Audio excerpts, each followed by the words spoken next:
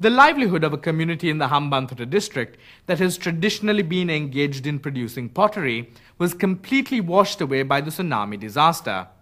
Let's take a look now at how local authorities working together with an NGO has attempted to address their special concerns.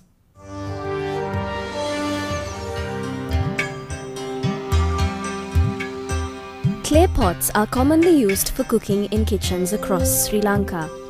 However, while their usefulness is well known, few are aware of the process involved in the production of these essential utility items.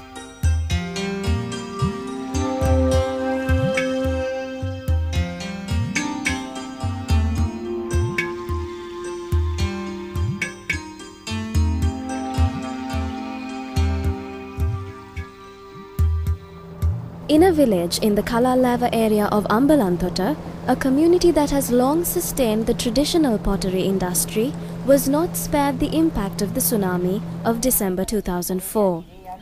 Due to its close proximity to the Valave River, their village too was inundated and their materials and equipment destroyed. All our equipment necessary for the industry like ovens, molding machines and raw materials were destroyed. Our intention was to bring our industry back to normalcy. Initially, we needed clay as a raw material. As they looked for ways to rebuild their livelihoods in the aftermath of the tsunami, the potters of Kalalava sought assistance from an NGO, the Valave Women's Federation, which works in close collaboration with the local district secretariat office, the Hambanthota Pradeshya Sabha. While they had worked as individuals in the past, 13 families of Kalalava decided to form an association as they believed it would maximize their potential and help them to make the most of the available resources they hoped to obtain. But while there were many sources of financing available to those affected by the tsunami, it was no easy task for this community to get some for themselves due to the stigma attached to the caste they belong to as potters. With the active intervention of the Hambanthota Pradeshya Sabha, their plight was highlighted and one international NGO decided to offer its support. We identified this group as being segregated socially and professionally. I saw that their progress was very slow. Very little support was given to build their livelihoods. So we became active in this background. Now the United Pottery Makers Association meets every month to discuss the challenges they face and ways of overcoming them. They have also acquired a soil mixing machine which makes it easier to prepare the clay until it reaches the right consistency and ensures a better quality end product.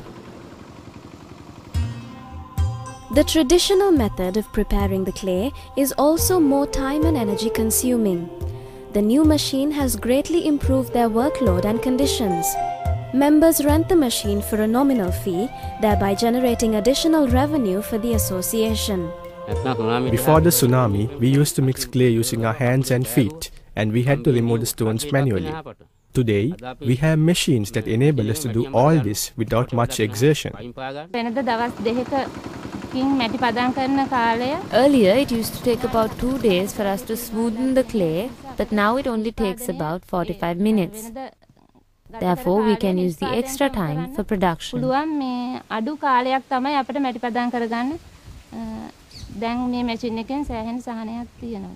The next and natural step towards taking their enterprise to another level is to expand the product range through the addition of new designs.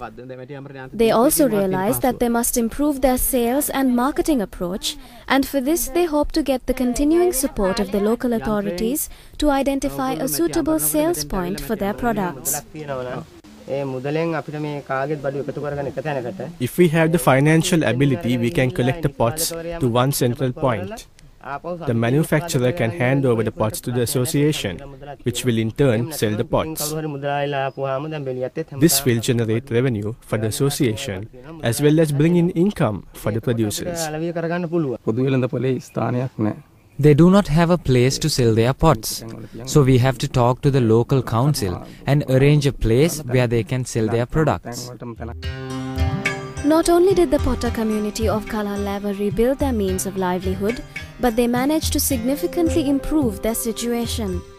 In addition, they have now learned from experience the advantages of working together and developing relations with others, whether government or NGO, to benefit themselves, their families, and their community.